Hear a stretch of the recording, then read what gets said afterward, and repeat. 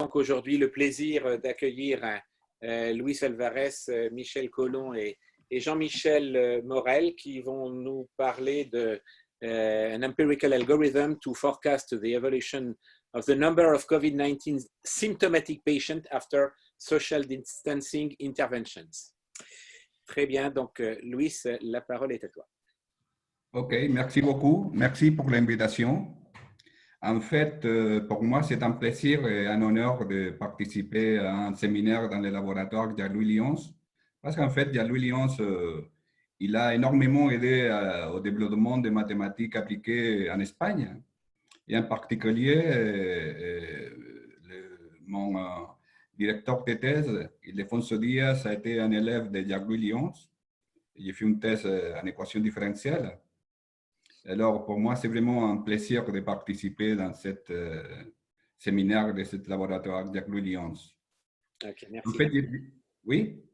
Oui, je dis merci. Ah, d'accord. Alors, je ne suis pas un spécialiste du tout en épidémiologie. On s'est commencé à intéresser à ça à partir de tout cet événement de COVID-19. Et ça, c'est un travail en collaboration avec Jean-Michel Morel et Miguel Colomb de l'École normale supérieure Paris-Saclay. C'est des gens avec lesquels, en particulier avec Jean-Michel, je travaille depuis très longtemps. Et on s'est posé la question de comment simuler d'une façon simple l'évolution du nombre de cas de symptomatiques COVID-19 après l'impact des mesures de confinement extrêmes comme celles qui ont été mises en place dans plusieurs pays. Alors, il y a énormément de gens qui travaillent sur ce sujet maintenant. Plus de 59 000 articles ont été déjà publiés. Alors, c'est vraiment beaucoup de gens qui travaillent, en particulier, il y a beaucoup de modèles qui ont été développés, et surtout à partir des modèles SIR, SIR. Mais le point est que ces mesures inédites de confinement de la population font que les dynamiques usuelles de ce modèle SIR ne marchent pas très bien parce que ça casse complètement la dynamique quand on laisse le virus se propager librement. Alors, le but de ce travail, c'est de faire une simulation, d'essayer de simuler quel est l'impact, en particulier de cette mesure de confinement dans l'évolution des patients contaminés qui vont devenir symptomatiques. Alors, je me permets de mettre ici une information de Reuters où il semble que les spécialistes au Royaume-Uni, qui sont en particulier dans l'Imperial College, disent que en fait, la possibilité d'avoir un confinement strict dans les pays occidentaux n'était pas dans l'agenda, c'est-à-dire que c'est quelque chose qu'on ne croyait pas qu'on pouvait faire. Et c'est pour ça que ces spécialistes disent qu'ils n'ont pas regardé en détail quel pouvait être l'impact de ce type de mesures dans l'évolution de la propagation des virus. Alors là, il est certain que cet confinement strict n'a pas été étudié et on n'a pas eu l'opportunité d'étudier auparavant parce que c'est quelque chose d'inédit. C'est ça qu'on essaye de faire d'une façon le plus simple possible. Alors, si on part des modèles SIR, c'est le modèle usuel, j'imagine que vous déjà connaissez très bien ce modèle avec des compartiments. On a les gens qui peuvent être contaminés, les gens qui sont infectés, les gens qui sont guéris. Alors là, c'est le modèle de base, c'est un modèle très simple, où il apparaît ce nombre très important, le R0. Et en fait, si on fait, on est intéressé à suivre le nombre de patients contaminés, que ce sont l'addition de désinfectés et de ceux qui sont guéris. Alors, on va appeler ça YT. Et on obtient que, si on manipule cette équation, on obtient que cette YT, l'équation différentielle qui suit l'YT à partir de ce modèle CIR, cette équation qui est présentée ici, c'est l'équation qui dépend de YT et du nombre de personnes guéries. Alors, bêta, c'est un paramètre constant qui mesure le taux de croissance de l'épidémie initiale quand il n'y a pas, il n'y a pas de gens qui sont contaminés. Et alors, ce qu'il passe, c'est que si on veut modéliser l'intervention humaine, l'intervention de confinement de la population ou des autres, alors la façon de le faire usuelle, ça correspond à la place de prendre un bêta constante. On utilise un bêta qui soit en fonction de t. Et en fait, dans ce type de contexte de modèle CIR, plus sophistiqué que ça, mais il y a eu déjà plusieurs propositions d'utiliser des bêtas qui dépendent de t pour faire intervenir les mesures de confinement des autres mesures. Et en particulier, on a différents types de dépendances qui ont été déjà proposées, comme par exemple en dépendance exponentielle, c'est un travail de Shewell, où on modélise les bêtas en fonction de type de croissance exponentielle. On a aussi un travail de Piccolomini, où il propose une sorte de fonction rationnelle. Il y a aussi un travail de Ragnier qui en fait a été présenté dans ce même séminaire où il étude une décroissance linéaire, de type linéaire.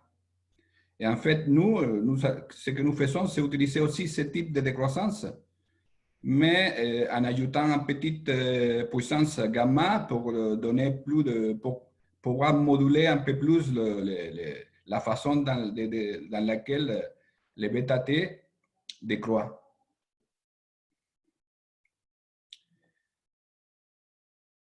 Alors, ce que nous allons faire pour simplifier l'équation, c'est dire on va remplacer l'équation de YT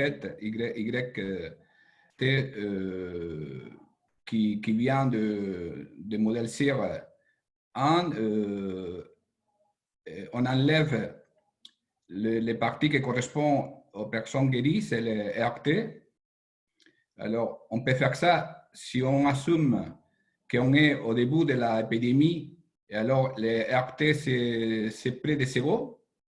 Et alors, on peut l'enlever si on assume qu'on est au début de l'épidémie, comme c'est le cas maintenant. Ou bien, on peut aussi l'enlever en supposant, par exemple, que RT, c'est proportionnel au nombre de contaminés, c'est-à-dire que RT, c'est une constante multipliée par le nombre de contaminés, et de cette façon-là, on peut enlever la dépendance dans cette équation par rapport à RT. Et alors on assume que cette équation-là, on enlève la dépendance dans RT, et on va inclure les bêta-t et les autres parties de l'équation dans une fonction RT, petit RT, qui va représenter notre modèle de taux de variation pour les personnes contaminées. Alors là, c'est la première hypothèse très importante qu'on fait pour simplifier les modèles et arriver à quelque chose de relativement simple. La deuxième hypothèse, c'est qu'en fait, c'est construit sur le nombre de personnes symptomatiques. C'est-à-dire qu'on ne prend pas compte de personnes, de patients asymptomatiques. On veut juste essayer de suivre les personnes symptomatiques. Pourquoi? Parce que on va suivre les données officielles. Et les données officielles des tests PCR, c'est surtout font référence à des personnes qui ont été symptomatiques et on les fait les tests. C'est pour ça qu'on se concentre dans ces parties-là pour simplifier les problèmes. Et on fait aussi l'hypothèse de que le nombre de personnes qui en fait vont être registrées comme contaminées, ça dépend du nombre de personnes contaminées et du temps de la distribution des probabilités de la période d'incubation de la maladie. Et alors là, ça nous donne ces formules-là où il apparaît un T qui dépend que c'est un intégral, on fait l'accumulation de Y'. Y', ça va être le nombre de contaminés par jour, mais modulé avec la fonction cumulative de distribution, de la distribution des personnes, de la distribution du période d'incubation. Alors là, on part de ce que la variable qu'on peut observer, c'est en fait c'est NDT. Parce que YDT, on ne peut pas observer directement parce qu'il faut passer pour le temps d'incubation de la maladie. OK? Alors, on utilise, il y a déjà plusieurs modèles pour ce temps d'incubation de la maladie. En particulier, on utilise un modèle qui a été publié récemment où il utilise en distribution log normale pour approximer cette période d'incubation. Il calcule les paramètres de cette log normale à partir d'une base de données de patients en Chine. Et à partir de là, il propose une formule explicite qui nous donne cette distribution cumulative et qui est représentée dans cette graphique-là. Alors, on peut observer que, en fait, les médianes de cette distribution correspondent à une valeur entre 5 et 6, que c'est le nombre de jours où qui prend c'est la médiane de temps qui prend le yang pour devenir symptomatique. Mais quand même, il y a assez de variations entre un jour, même 14 ou 15 jours. Il y a des autres modèles qui ont été proposés, en particulier en utilisant des distributions gamma, mais on a utilisé celui-là dans les expériences. Alors, je répète les modèles que finalement on va utiliser. Cette équation différentielle extrêmement simple, où Y représente le nombre de personnes symptomatiques, de personnes contaminées qui vont devenir symptomatiques. Et on utilise comme taux de croissance RT ces fonctions-là, c'est-à-dire qu'on prend que dans un premier jusqu'à un certain temps T0, on a une croissance purement exponentielle avec un paramètre constant A. Après ce moment T0, ça va commencer à décroître. T0, ça va correspondre au moment où on commence le confinement. Et à partir de là, les taux, ça va décroître avec cette fonction-là. Que cette fonction-là, comme je disais avant, c'est le même type de fonction linéaire étudiée par le professeur Garnier dans ce séminaire. Mais là, on ajoute en plus un paramètre gamma pour mieux moduler la façon dans laquelle cette fonction-là va décroître vers 0. Alors là, on a cette modèle pour le taux de variation et évidemment, disons que c'est quelque chose empirique qu'on a fixé surtout parce que c'est quelque chose de très simple. Et comme on va voir, même avec ça, on peut arriver à approximer relativement correctement l'évolution. Mais bien sûr, il peut y avoir des autres modèles pour RT, bien sûr, ça c'est quelque chose à discuter, c'est quelque chose d'empirique dans ce cas.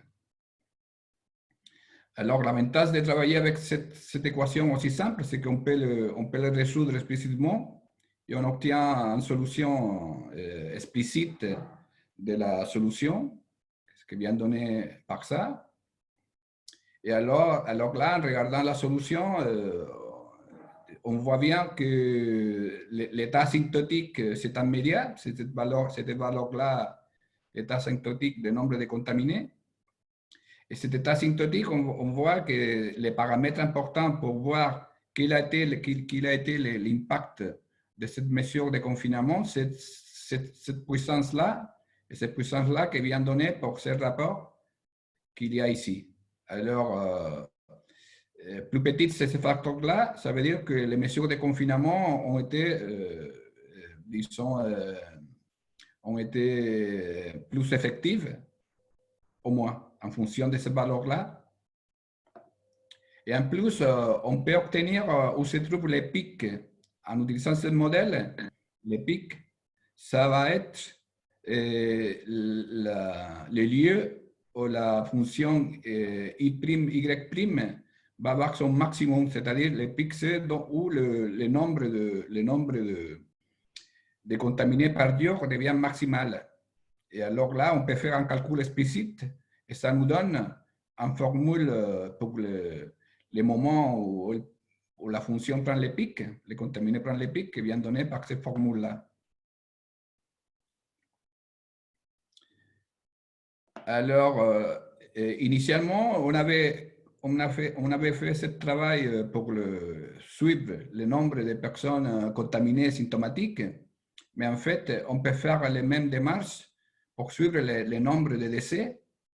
La seule chose qu'il faut changer, qu'il faut modifier, est que là, il faut utiliser les fonctions de distribution du temps qu'il prend en personne dès qu'il est infecté à les décès.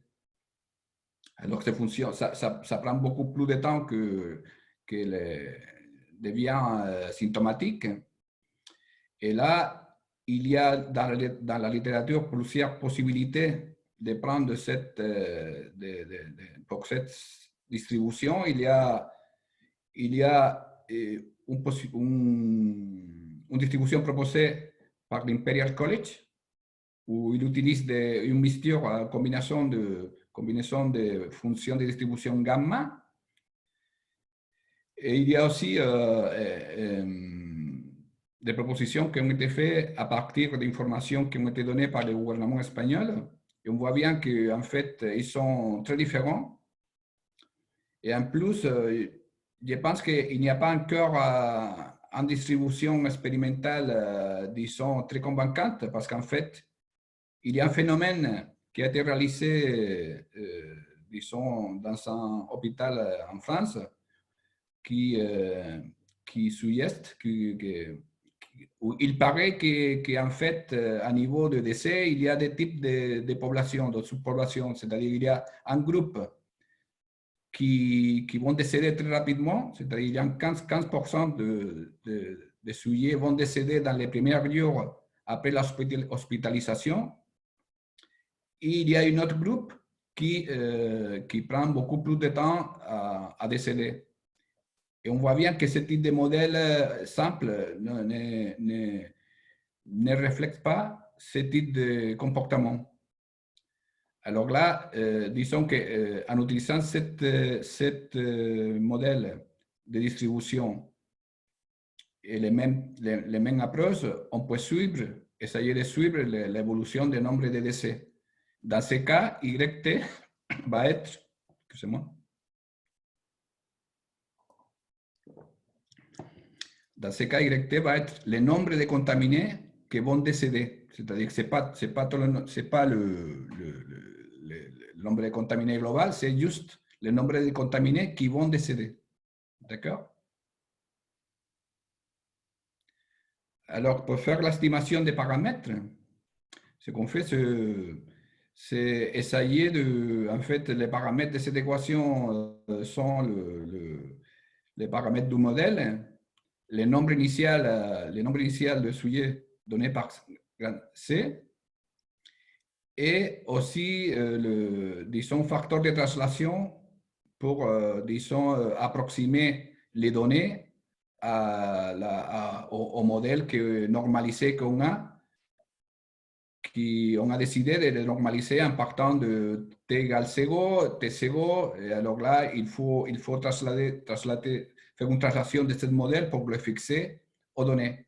Alors là, ici, les données c'est la séquence qui sont données officiellement pour les différents pays à niveau de nombre de contaminés comme nombre de décès en fonction du type de données qu'on utilise. Et on utilise pour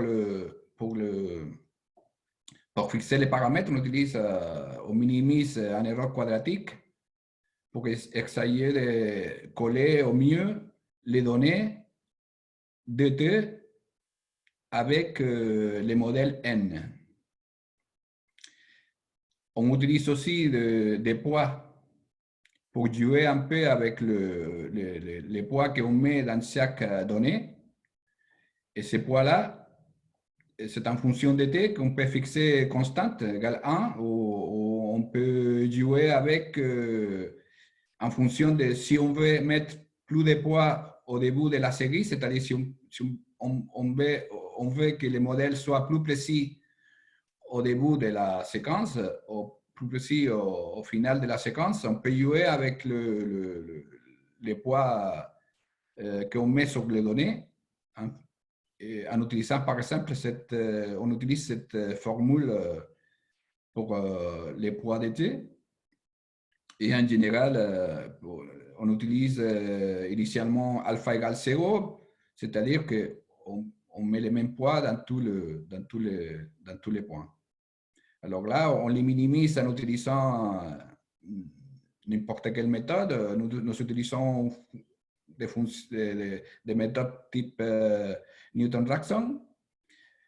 Et aussi, initialement, on utilise une méthode de brute force, c'est-à-dire qu'on va évaluer dans une collection d'intervalles pour les paramètres beaucoup de fois la fonction d'erreur pour avoir une estimation initiale qu'après on fait une amélioration en utilisant ce type de méthode Newton-Raphson.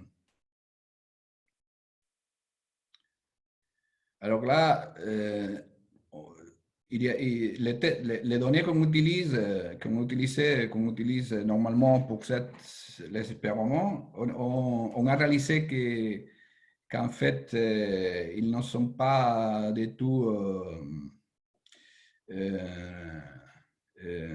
reliable, ne sont pas du tout fiables, parce que initialement, ce qu'il s'est passé au début de l'épidémie, c'est qu'il y avait même beaucoup de gens symptomatiques qui n'étaient pas testés parce qu'il testait seulement les gens qui avaient besoin d'hospitalisation. Alors là, ça va perturber d'une façon importante les données. Après, on a observé que la façon de faire des tests a changé beaucoup au cours du temps en fonction de la capacité de faire des tests de différents pays. Alors là, si on regarde le nombre de décès, normalement, ça va être des données plus fiables, mais on a constaté qu'en fait, quand le système sanitaire de santé est complètement débordé, alors les choses ne marchent pas bien. Alors, il y a des gens qui meurent, qui vont décéder à l'extérieur de l'hôpital, qui ne sont pas inclus dans les statistiques. Il y a aussi le fait que dans un certain moment, il y a des pays où ajoutent, dans un jour en particulier, il ajoute un énormément de cas de décès qui n'ont qui n'étaient pas inclus auparavant. Il y a aussi le problème qu'il y a des pays, en particulier, ça a passé en Espagne pendant quelques temps, qu'on ajoute dans les mesures, on ajoute des sujets qui ont été donnés, qui ont été testés positifs PCR ou testés positifs par anticorps. Et si on ajoute ça à les mesures, alors on va perturber énormément les données parce que ces deux types de tests correspondent à des moments complètement différents dans l'évolution de la maladie. Alors, ça va perturber énormément ça va perturber énormément l'évolution du nombre de contaminés. Et une chose aussi très importante qu'il faut tenir compte, c'est quand on fait un test en personne qui commence à avoir des symptômes, combien de temps ça prend ces personnes-là à être registrées officiellement. Et en fait, par exemple, en Espagne, on a que ça prend, disons, 6 jours pour faire le test et comptabiliser la personne. Et même dans les 25% des cas, il prend plus de 10 jours, c'est-à-dire que c'est beaucoup de temps. Évidemment, si on veut faire des estimations à court terme, c'est-à-dire si on veut faire des estimations rapides, évidemment, c'est une limitation importante d'avoir tous ces délais entre les tests des personnes qui présentent des symptômes et la comptabilisation de ces personnes dans le registre officiel. Alors, on voit bien que les données ne sont pas du tout fiables, mais malgré ça, on essaye de mettre ces données dans notre machine pour calculer les modèles. Et ici, ce qu'on voit, c'est quand on applique ces modèles à la France, jusqu'à le 4 mai, on obtient ça. Ça correspond, d'un côté, il y a en gris, on a les valeurs originales, ça c'est les cas accumulés en France. Et en bleu, on a les modèles estimés, ça va être le N de T, que c'est la variable observable. Et en orange, ce qu'on a, c'est la fonction YT, c'est-à-dire c'est le nombre de personnes contaminées qui vont devenir symptomatiques. Et alors là, ça nous donne une idée du retard qu'il existe entre les jours de contamination et les jours où une personne est inclue dans le registre officiel comme étant symptomatique et testé positive. À droite, on voit la même chose, mais en regardant ce qu'il passe chaque jour. Et on voit, disons, l'évolution des cas par jour. Et ce qu'on observe, c'est que malgré qu'il y a énormément d'oscillations dans les données, on voit qu'on arrive à avoir une évolution de la courbe qui approche pas mal l'évolution réelle.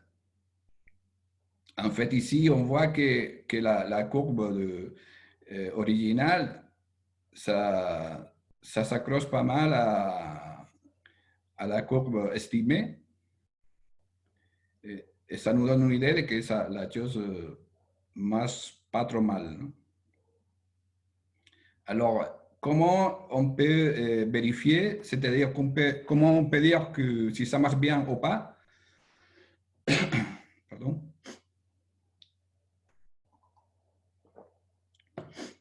Alors, ce qu'on dit, c'est que ça marche bien si l'état symptomatique du nombre de personnes contaminées, en fait, par la France, c'est quelque chose entre 120 000 et 140 000.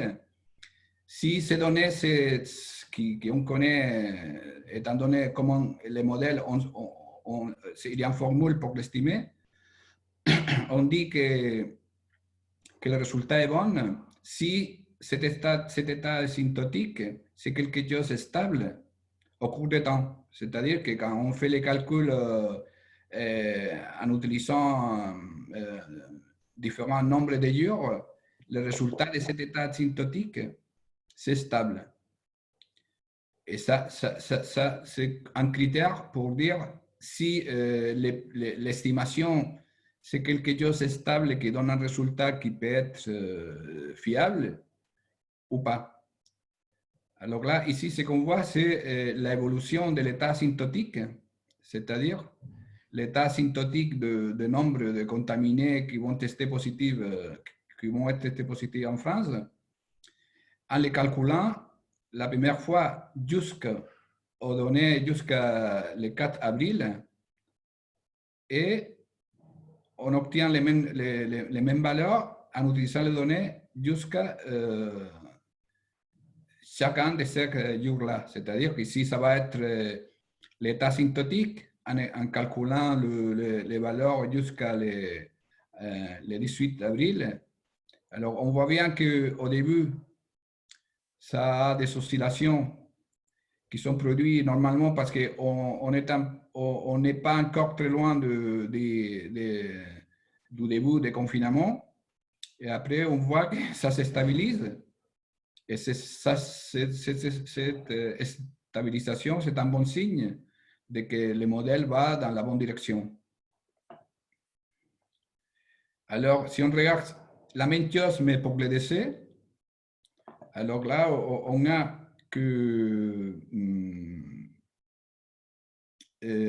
dans ces cas, il y a un délai beaucoup plus important entre, disons, les Y. Dans ces cas-là, ça va être le nombre de personnes qui contaminées qui vont décéder. Et ça, c'est parce que le temps pour passer de la contamination au décès, c'est beaucoup plus important que pour passer de la contamination à présenter des symptômes. Ici, on voit la même chose en regardant jour par jour. On voit ici que, par exemple, en France, dans 100 jours donnés, ils ont ajouté beaucoup de décès qui n'étaient pas auparavant inclus. Et ça, évidemment, ça va perturber les résultats. Et si on regarde l'état asymptotique, ce qu'on voit, c'est que avant le 14 avril, ça donne des résultats complètement chaotiques parce qu'on n'est pas encore assez loin du début du confinement. Et alors, le nombre de décès ne registre pas encore l'effet de confinement. Alors là, l'estimation, c'est assez stable au niveau de l'état asymptotique. Et on voit qu'à partir du 12 avril, on a que ça se stabilise pas mal et ça commence à devenir quelque chose d'assez stable. Cet état asymptotique, le nombre de décès à la fin de cette période de confinement. Alors là, ce modèle, c'est juste pour, disons, modéliser, juste maintenant, on modélise l'effet de confinement. Alors, comment on peut ajouter quelque chose pour essayer de modéliser l'effet de la sortie de confinement? Alors, ce qu'on peut faire, on peut dire, bon, alors, on a ce modèle, mais à un certain moment, qui va être plus grand que T0, c'est-à-dire plus grand que le début du confinement, on dit qu'on va changer les comportements de notre taux de variation et on va dire qu'à partir d'un certain T'0, alors on repart à 0 et on recommence avec un autre modèle de même type. C'est-à-dire que là, on ajoute ici à partir de T'0, on ajoute une nouvelle version de ce modèle-là avec des autres paramètres. Et cette nouvelle version, ce qu'il va faire, c'est prendre compte des variations dans les mesures de confinement et l'impact que peut avoir ces variations dans l'évolution. Alors, en ajoutant à nouveau ce modèle de cette là on enrichit, on peut moduler les modèles pour tenir compte de cette période de déconfinement. Évidemment, on pourrait ajouter ici n'importe quel nombre de modèles successifs en fonction de différentes mesures qu'on peut prendre dans différents temps. Alors, on va appliquer cette… Excuse-moi, j'ai une petite question là, revenant sur le précédent. Oui. Il s'agit du déconfinement, exit lockdown. Donc, Oui. je ne comprends pas pourquoi l'objectif est d'atteindre à t supérieur à t'1, la valeur 0, et pas une valeur plutôt du type a sur 2, plus petite que a, qui était avant le confinement. Mais le déconfinement, pour moi, c'est d'essayer de remonter en R, non? C'est de remonter, pardon, De faire augmenter la valeur de R. En fait, ça va les faire monter quand on ajuste des paramètres. C'est-à-dire qu'initialement, ça c'est des paramètres libres. Et ce qui va se passer, c'est que quand on ajuste ce modèle aux données, à partir du moment de confinement, ce qu'on va voir, c'est que initialement, ce taux de variation, ça va être plus grand si effectivement ça va augmenter le déconfinement, va augmenter le taux de variation. Mais ça dépend de l'ajustement de ces paramètres au modèle, à l'évolution aux données. Je ne sais pas si ça répond à votre question. Oui, ça répond, mais c'est surtout la quatrième période, 0 pour t supérieur à t'1. Ah oui. 0, ça veut dire que… Oui, ça veut dire qu'à partir de T'1, on est juste, c'est-à-dire qu'il n'y a pas de taux de variation, c'est-à-dire qu'on arrive à stabiliser le nombre de patients. En tout cas, T'1, c'est toujours quelque chose d'assez grand, c'est-à-dire dans la plupart des expériments, ça correspond à plus de 90 jours, c'est-à-dire que c'est quelque chose assez loin dans le temps. Parce que là, en jouant avec les gamma, on peut arriver à les faire descendre beaucoup les taux de variation, même en prenant de T'1 assez grand. C'est-à-dire que l'effet que ça soit zéro, ce n'est pas trop gênant. Parce que T'1, c'est quelque chose qui est assez grand. Oui, d'accord, merci. Oui, C'est bon? oui. J'avais fait une confusion avec le bêta. Momentanément, j'avais oublié que le R, c'était pas la même équation que le bêta. Oui, c'est pas la même équation, mais en fait c'est le même esprit, c'est-à-dire que c'est les mêmes, ça va avoir les mêmes sortes de faits. Oui, tout à fait. Mais le bêta asymptotique, c'est une valeur après le confinement qui va être plus petite que le bêta initial, mais pas 0 en tout cas. Par contre, effectivement, pour avoir une valeur asymptotique sur l'équation qui est là, c'est 0 qu'il faut obtenir. Voilà. Tout à fait, parce que si ce n'est pas zéro, les valeurs asymptotiques, c'est infini. Oui, c'est ça. Oui, absolument. Merci. OK. Bon, alors, on va appliquer ça. Pour appliquer ça, il faut avoir des pays où on a, disons, une évolution longue avec des phases différentes. Alors, on va utiliser l'exemple de la Corée du Sud. Alors, quand on utilise les modèles basiques, les premiers que moi expliqué, on voit bien que l'approximation n'est pas bonne parce que les modèles n'arrivent pas à suivre complètement l'évolution. Dans ces cas-là, c'est parce que même si dans les Corées du Sud, ils n'ont pas fait un confinement strict, mais on regarde bien qu'il y a des phases dans l'évolution. Il y a une première phase où ça va croître rapidement, ça arrive à un pic et ça descend. Mais après, il y a, disons, une sorte de mouvement latéral qui finit, qui prend pas mal de temps à devenir zéro. Alors là, ça, juste avec les modèles que je viens de présenter, les simples, ça ne marche pas. Mais par contre, si on utilise, disons, cette amélioration en ajoutant cette modèle étendu, on arrive à approximer beaucoup mieux l'évolution, on le voit bien ici, et on arrive à expliquer beaucoup mieux l'évolution dans la Corée du Sud. On voit bien que ça correspond à la première partie du modèle et ça correspond à la deuxième partie et ça va s'ajouter à ce raisonnable beaucoup mieux qu'avec les modèles simples. D'accord?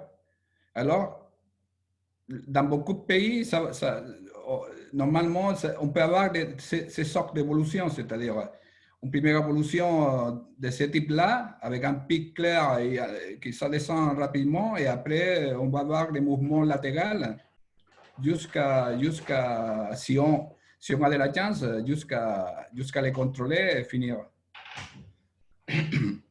On a la même chose pour le cas de la... Attention, là c'est... Alors, ici, on s'est posé la question suivante, c'est-à-dire combien de jours ça prend pour les nouveaux modèles avoir assez de données pour donner quelque chose qui soit stable. C'est-à-dire qu'on va regarder l'état asymptotique qu'on obtient en utilisant un certain nombre de jours après l'implantation de nouvelles mesures. Alors là, ce qu'il passe, ça correspond à la valeur après 3 jours de l'implantation de nouvelles mesures. Alors là, ici, on ne voit rien parce que dans 3 jours, disons qu'il n'a pas eu le temps de voir des changements, d'où autant qu'il prend les symptômes, les gens infectés à présenter des symptômes.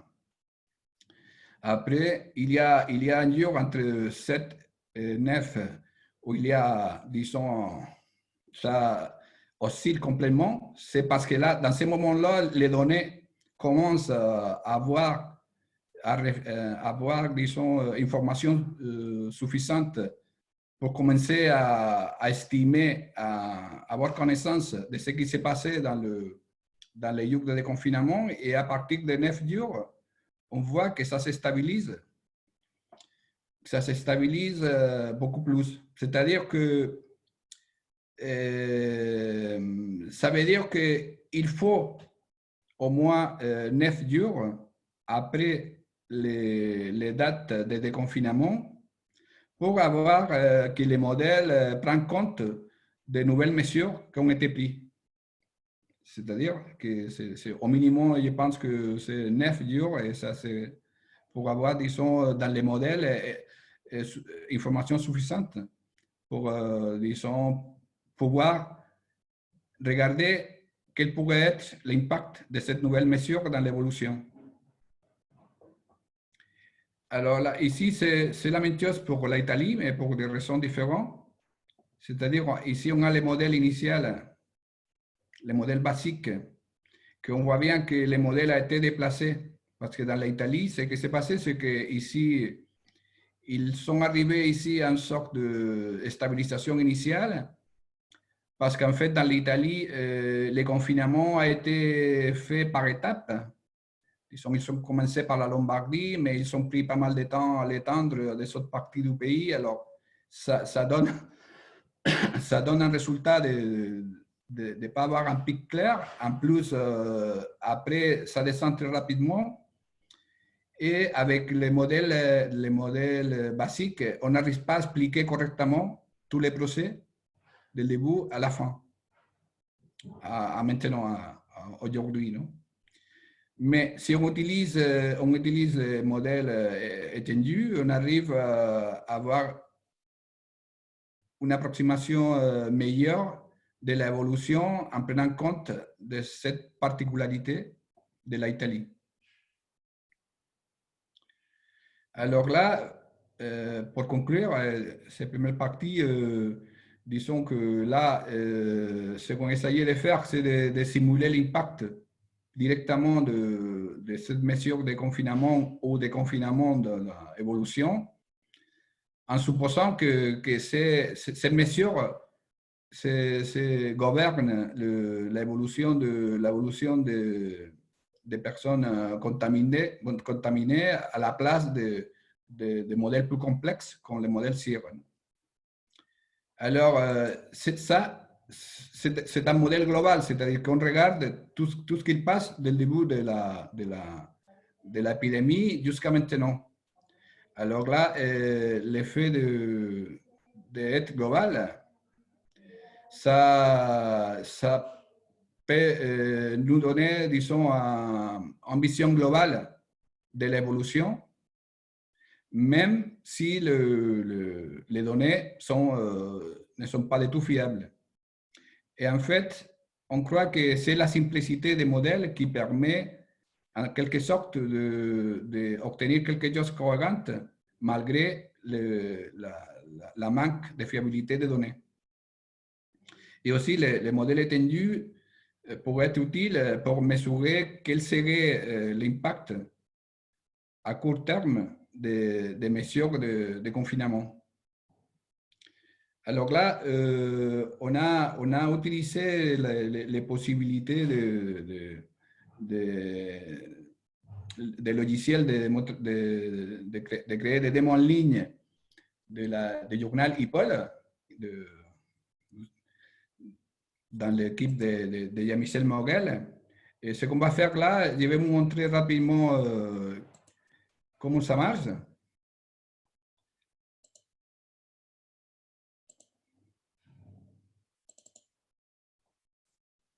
Alors, vous voyez là vous voyez les démos?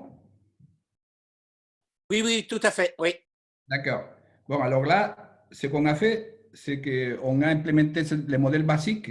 C'est le modèle basique qui est implémenté ici.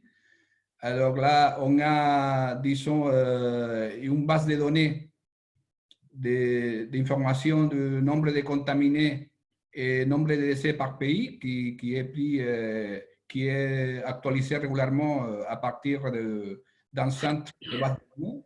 De façon automatique, ça va s'actualiser chaque 3 heures. Et ici, on peut faire un choix du pays qu'on veut analyser et on peut faire aussi le choix de si on veut tester positif au décès. On fait juste run et on voit le résultat en fait, que je viens de vous présenter. Il y a la graphique du cas accumulé et le graphique des données par jour. Et ça, on peut faire la même chose pour le décès. Et là, on peut choisir les pays. Par exemple, il y a des pays où ça marche pas mal. Par exemple, on peut aller vers l'Allemagne.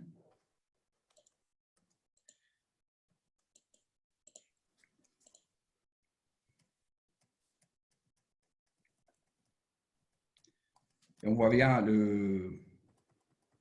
d'un côté que les modèles s'approchent pas mal à l'évolution, et le nombre de cas par jour. On voit bien que c'est une évolution très propre. C'est-à-dire qu'il y a eu une croissance très forte initialement et de la même façon, une croissance très forte, donc des croissances très fortes jusqu'à arriver à des valeurs assez faibles. On peut regarder par exemple les États-Unis.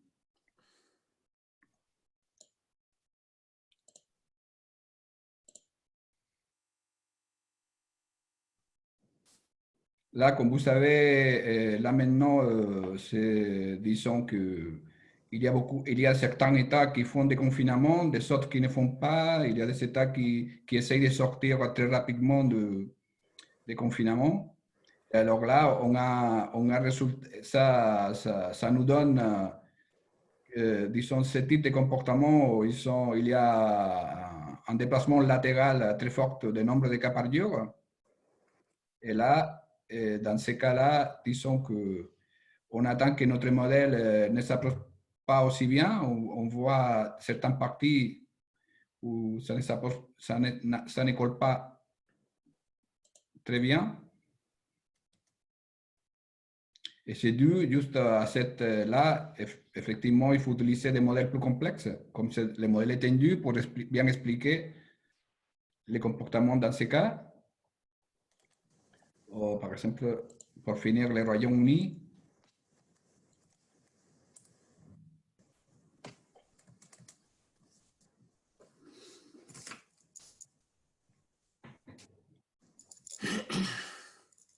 On voit bien que là, en fait, ils ont aussi ce phénomène, ils n'ont pas un pic clair, et ils ont cette... et en fait, là, maintenant, on peut regarder que là, les choses ne se passent pas trop bien.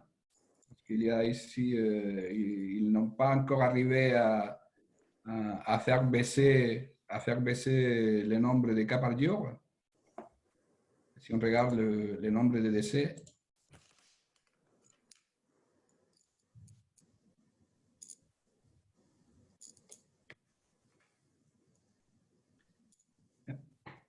alors là, curieusement, le nombre de décès, ça suit mieux là maintenant l'évolution prévue pour le modèle que le nombre de tests positifs. Bon, alors, je pense que je vais m'arrêter ici. Merci beaucoup pour votre attention et je m'excuse pour mon français. Ah non, non, c'était parfait. Merci beaucoup. Merci beaucoup.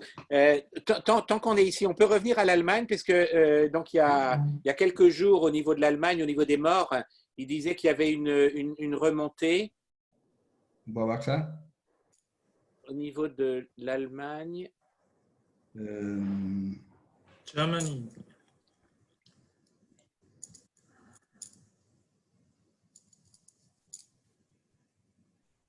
Voilà, il semble qu'il y ait une remontée, Oui. mais là, il s'est stabilisé. Si on regarde les cas accumulés, là, on regarde là, ce qui est important quand on regarde les cas accumulés, c'est si la courbe bleue s'accroche bien ou pas à la courbe, disons, dans ce cas, dans la courbe verte. Oui. Dans ces cas-là, ça s'approche pas mal, c'est-à-dire que même s'il y a eu cette forte oscillation, disons, cette oscillation sont autour des valeurs prévues par les modèles. D'accord. Très, très bien. OK, donc il y a des questions. Thibaut Simic? Ouais, bonjour. Bah, j'ai une question pile poil sur ça, pour commencer. Oui. Donc, le modèle a l'air de bien marcher pour le nombre de morts, à la fois en nombre de décès, à la fois en Allemagne et en France. Et dans le modèle, n'est pas prise en compte, je pense, la qualité du système hospitalier.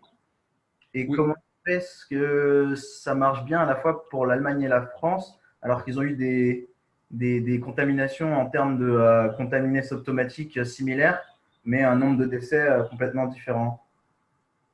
Bon, c'est une très bonne question là. En fait, je pense que on ne prend pas compte, disons, du système hospitalier. Et alors, ce qui peut se passer, c'est que si les conditions sont stables, c'est-à-dire que même si les conditions sont différentes entre les deux pays, mais les conditions sont stables au cours du temps, je pense que c'est pour ça que les modèles peuvent donner des résultats pas trop mal dans les deux cas. C'est-à-dire, je pense que ce qui gêne ce type de modèle global beaucoup, c'est si on change au cours du temps, on change la façon de faire les choses.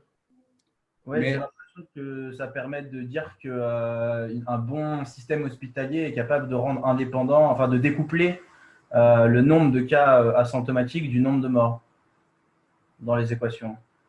oui, parce qu'en fait, on ne prend pas compte des cas asymptomatiques de tout, c'est-à-dire qu'on est ciblé sur les cas qui sont, en fait, on fait l'hypothèse que les données versent surtout sur les cas asymptomatiques, c'est-à-dire quoique on ne le fait pas explicitement, mais en pratique, c'est ça qu'on fait. Ok, j'ai deux autres petites questions vite fait. Sur le slide 17, Attendez, je vais changer le... il n'y a pas besoin d'y revenir. Je pense que vous aviez donné une estimation du jour médian que met l'information à remonter dans les stats qu'un patient a été malade pour l'Espagne. C'était 6 jours. Oui, oui. Et je voulais savoir si on avait des données similaires pour d'autres pays comme la Chine, le Japon, la France. Oui, non, c'est pas. Parce qu'en fait, ce que j'ai fait, c'est qu'en Espagne, on donne il y avait une information officielle sur le temps, les distributions du temps qui prenaient les gens symptomatiques, combien de temps ça prenait pour décéder. Mais c'est une table de valeurs qui était précise pour la Espagne. Moi, je n'ai pas vu ce genre d'informations dans des autres pays, mais j'imagine qu'on Non, peut non, l'avoir. c'était juste, c'était dans la slide 17. Comment? C'était juste une estimation du temps à rentrer dans les stats, le fait que quelqu'un a été testé positif.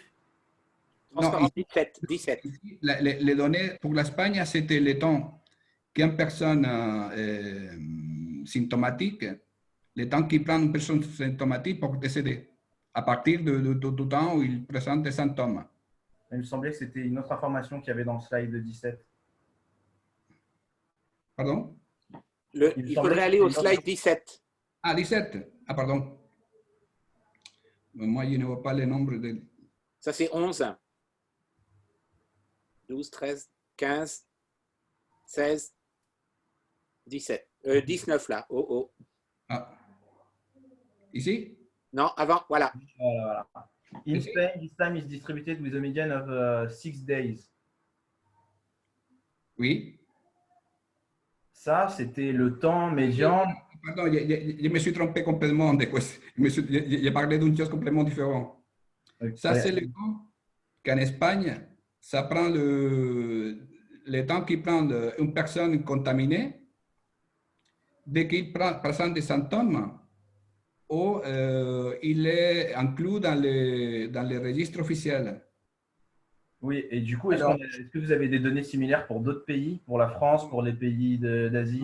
ça, j'ai regardé dans son table qui était donnée par un registre officiel en Espagne, mais je n'ai pas vu la même chose ailleurs. Et en fait, c'est quelque chose d'extrêmement important.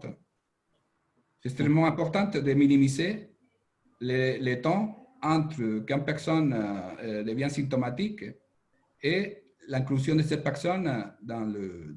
Je pense que c'est un temps qui est révélateur de, entre guillemets, la qualité du système hospitalier du pays. Tout à fait, tout à fait.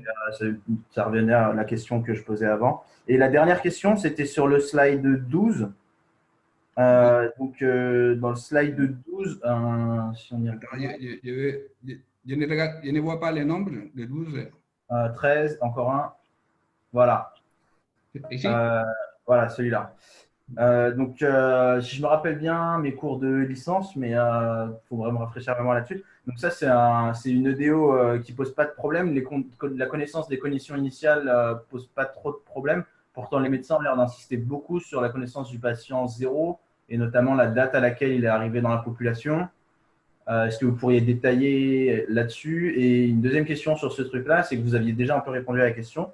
C'est ce fameux T1 qui est en gros le temps à laquelle on peut déconfiner. Non, ce n'est pas le temps, c'est-à-dire ça correspond au temps où ça devient complètement second. Mais c'est une abstraction mathématique. Justement, d'un point de vue décision politique, j'imagine que la question, c'est de savoir le minimum des T1 tel que R soit plus petit que ça. Non, c'est pas exactement comme ça parce que ça dépend beaucoup de la valeur de gamma.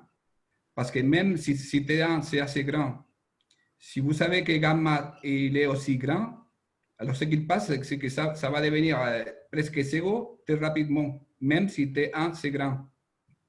Vous voyez, c'est pas seulement c'est pas seulement les valeurs de T1, c'est le rapport entre, en fait, c'est le rapport entre la différence entre T1, T0, gamma et A. C'est le nombre que j'avais montré.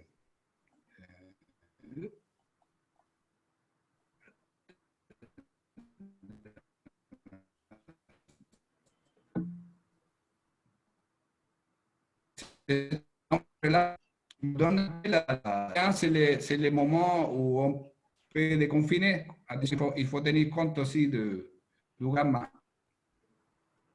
Ok, ok, merci. Est-ce que vous m'entendez?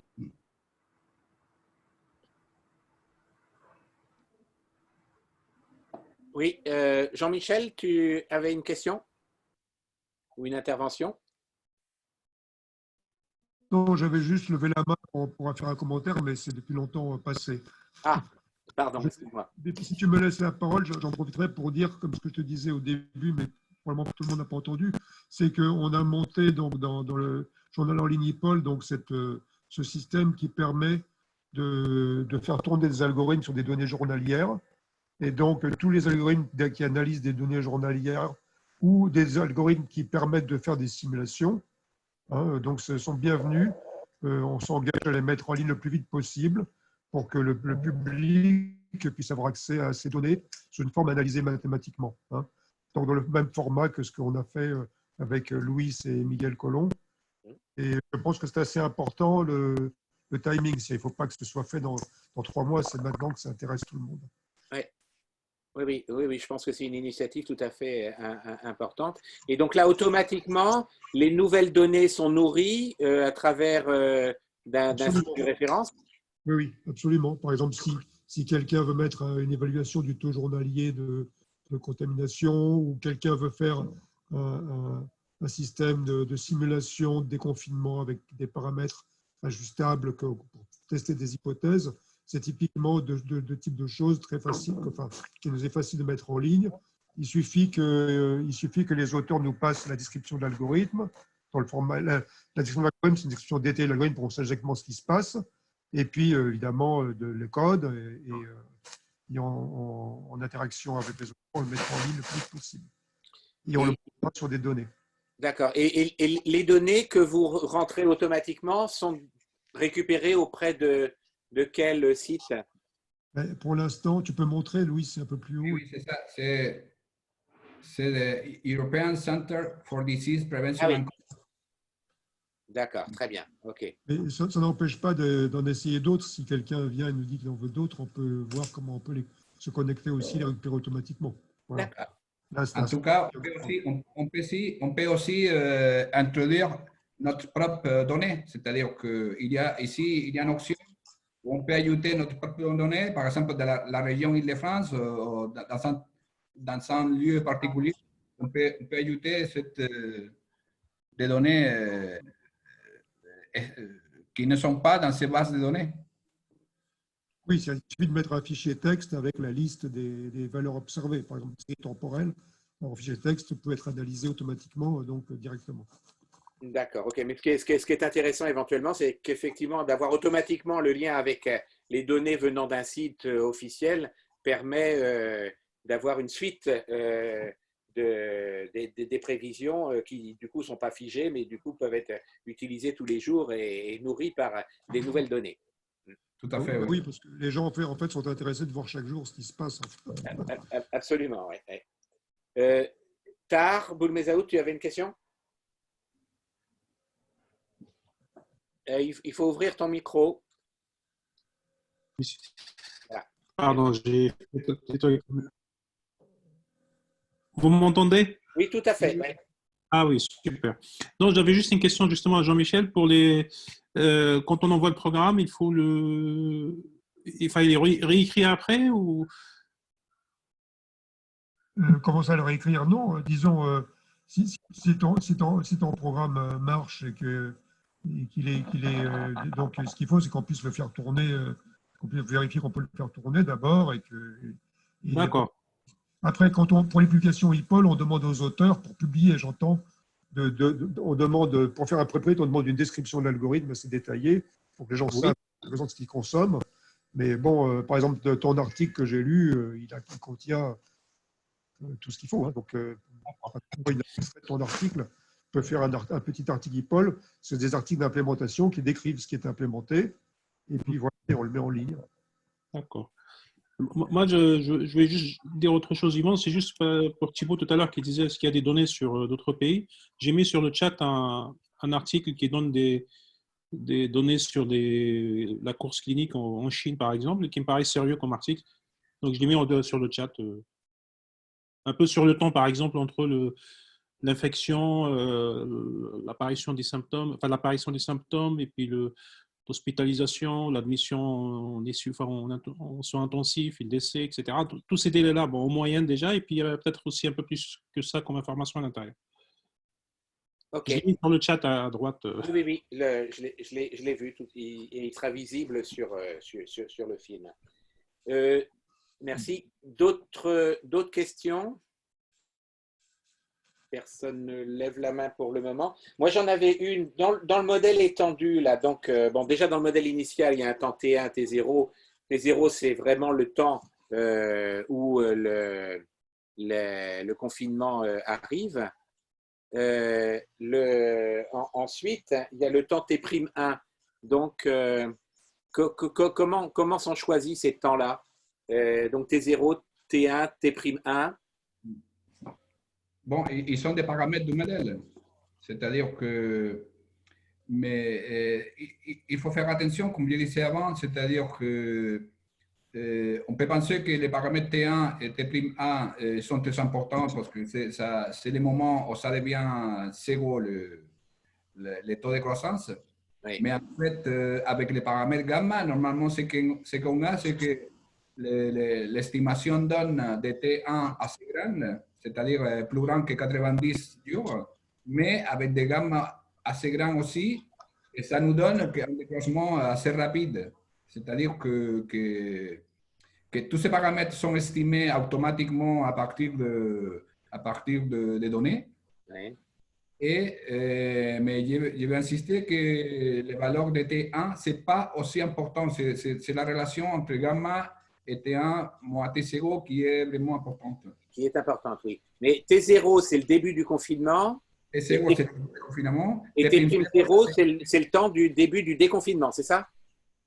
Voilà. T0, c'est le début où on pense que la situation va changer pour n'importe quel motif, c'est-à-dire pour déconfinement ou dans le cas d'Italie, parce qu'on pensait qu'il y a eu un phénomène qui provoquait que les modèles simples ne marchaient pas. C'est-à-dire que T'0, c'est le moment où on ajoute les nouveaux modèles. D'accord. Et dans ce sens-là, la continuité entre au passage de T'0, la continuité entre T'0 n'est pas imposée. N'est pas imposée, parce qu'en fait, c'est qu'on considère que initialement, quand on met des mesures de confinement, on peut attendre une évolution continue, parce que ça va prendre du temps que la mesure de confinement prend d'impact, parce que tu as toujours disons, des gens qui vont contaminer à ces familles et tout ça. Alors, on espère en transition continue. Mais quand on fait un déconfinement rapide, c'est-à-dire que d'un jour à un autre, on change complètement là, on peut attendre en discontinuité dans les taux de croissance. Oui. Dans ce sens-là, on n'impose pas ici qu'il y ait des continuités. Parfait, d'accord. Okay. Romuald, tu as une question? Oui, j'ai une question. J'ai loupé une partie de l'exposé, donc je m'excuse si ma question est un peu naïve. Donc, si j'ai bien compris, l'approche repose beaucoup sur les personnes qui sont donc testées et détectées, et donc sur la politique de test sous-jacente, tu l'as dit à un moment. Oui. Et donc, je me demandais d'une, si peut-être ce qu'on observe en Allemagne, ça a l'air de bien marcher, parce que la politique a l'air assez stable d'un point de vue testing. Est-ce que tu penses que c'est lié? Et par exemple, je sais que pour pas mal de pays, on a les politiques de tests positifs, mais aussi de tests négatifs. Et donc, dans quelle mesure avoir, par exemple, sur tous les États américains, on a ça? Les données sont d'ailleurs assez disparates. Autrement dit, il y a des États qui arrivent à bien viser, entre guillemets, les infectés et d'autres qui visent moins bien, qui ont d'autres stratégies. Je me demandais dans quelle mesure ces chiffres peuvent donner des inputs intéressants pour votre approche par modélisation. Bon, alors là, je pense que ce qui s'est passé en Allemagne, c'est qu'ils ont fait beaucoup de tests. Mais ces tests-là, d'un côté, ça va faire monter très vite le nombre de contaminés, mais en même temps, ces tests, ça sert aussi à stopper l'évolution, parce que ces tests-là, tu fais la trace des contacts, alors tu peux stopper assez rapide, essayer de stopper assez rapidement la transmission. Alors, je pense qu'en Allemagne, ce qu'il s'est passé, c'est qu'ils ont fait beaucoup de tests. Alors, il y a un croisement rapide, mais en faisant ces tests-là, ils ont commencé à bien casser la propagation. Et alors là, après cette phase de croissance rapide, il est arrivé en décroissance aussi bien rapide. Et je pense que ça peut justifier ce comportement. Par rapport aux États-Unis, en fait, regarder les États-Unis comme un seul pays, c'est-à-dire comme un pays et prendre des données des États-Unis partout, en fait, c'est pas une bonne approche parce que là, tu as l'État de New York, où tu as qu'ils sont confinés d'une façon assez stricte il y a déjà pas mal de temps. Et il y a des autres États où ils ont fait des choses complètement différentes. Alors qu'on ajoute tout, on a un mélange que c'est difficile à interpréter en termes d'évolution. Et par rapport à des tests négatifs, on n'a pas regardé ça. On n'a pas regardé ça. On n'a pas réfléchi à ça. Je sais pas si ça peut donner des idées sur l'agressivité de la stratégie de testing, finalement. C'est à ça que je pensais, par rapport au fait de... Puisqu'on voit qu'une partie de l'iceberg et finalement, ce ratio peut peut-être donner une idée de est-ce qu'elle est efficace ou pas, et des idées du tracing, d'ailleurs, aussi, sûrement. Et puis des capacités de testing, bien sûr, qui sont très fortes en Allemagne. Merci. Pas d'autres questions? Moi, j'en ai une petite, page 22 et page 26. Alors, 22, c'est 2 pages avant. Avant. Voilà. Et page 26, c'est l'équivalent. Donc, je suis un petit peu étonné de ce qui se passe autour du 14, parce qu'avant, ça a l'air d'être complètement chaotique, ce que tu disais, et puis après, ça se stabilise très, très rapidement. On se serait attendu éventuellement à avoir des oscillations. Tu as une interprétation là-dessus? Mon interprétation, c'est que quand on regarde le décès, évidemment, il faut beaucoup plus de temps pour que les modèles, disons, prennent l'information. Alors, effectivement, il est un peu bizarre que ça se stabilise aussi rapidement, parce que là, je n'ai pas montré là, mais ici, les oscillations sont énormes. Oui. C'est pour ça qu'il apparaît ici. Oui. Et tout d'un coup, ça devient assez stable. Et là, ça veut dire qu'il y a une sorte de seuil à partir du moment, un seuil de temps à partir duquel l'information de décès est assez nombreuse pour que l'estimation devienne stable. Mais là, il faudrait regarder des autres pays pour vérifier si c'est juste quelque chose qui apparaît dans la France ou il y a quelque chose, disons, récurrent dans les différents pays. Mais effectivement, on pouvait attendre ici des oscillations plus fortes avant de se stabiliser. Même en 26, c'est plat, il y a un pic et c'est à nouveau plat. Ici. 26, ça c'est 20, c'est plus tard. Ah, oui, pardon. 24, 25, 26, le suivant. Voilà. Là aussi, c'est assez étonnant. Oui. On passe de 1000 à 4000 en un jour et puis après, paf, très stable. Oui, parce que là, avant ces pics, ce qu'on a, c'est qu'en fait, on n'a pas encore connaissance des mesures de déconfinement parce qu'on est trop près de la date. Alors, on suit tel qu'on venait, c'est-à-dire qu'on n'a pas information là. Disons qu'on arrive entre 5 et 7 jours. Alors là, tu as que l'information des symptomatiques arrive, mais initialement, il n'arrive pas d'une façon suffisante pour, disons, donner quelque chose propre. Alors, quand il commence à arriver, alors les modèles pensent que, bon, ça vient de changer et ça peut exploser. C'est-à-dire que